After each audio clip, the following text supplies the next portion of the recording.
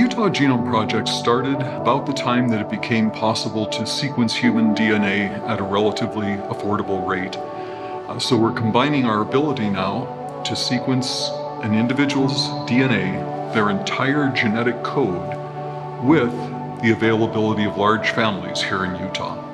What we're trying to do is to identify new genes that cause diseases. And these can be relatively rare diseases in some cases, but they also include common diseases, common cancers, breast cancer, colon cancer, prostate cancer, diabetes, various kinds of heart disease, because all of those diseases have significant genetic components.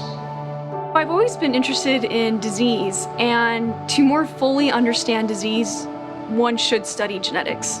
I've always been a science person. When I was an undergrad, I pretty much took exclusively science classes. The only other classes I took were required. So I've always just been a science geek. So when we're sequencing DNA, we are essentially reading the shop manual of the human body, because that's what the DNA sequence is. It contains all of the instructions necessary to make our bodies what they are. So if you think about disease, there's something wrong with the body.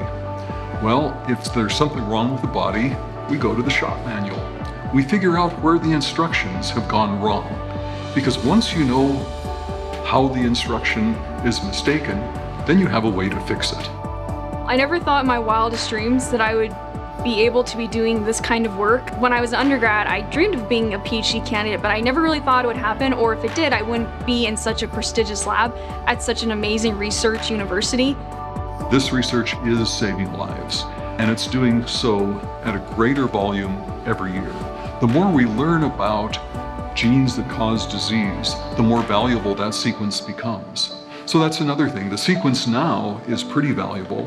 5 years from now, 10 years from now, it'll be that much more valuable because we'll know a lot more.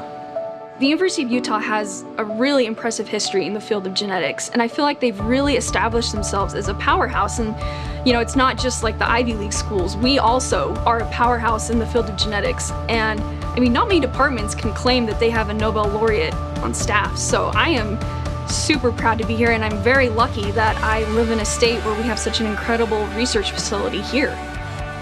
Well, virtually every discovery we've made in my lab, probably in this entire department, has involved students and postdoctoral fellows.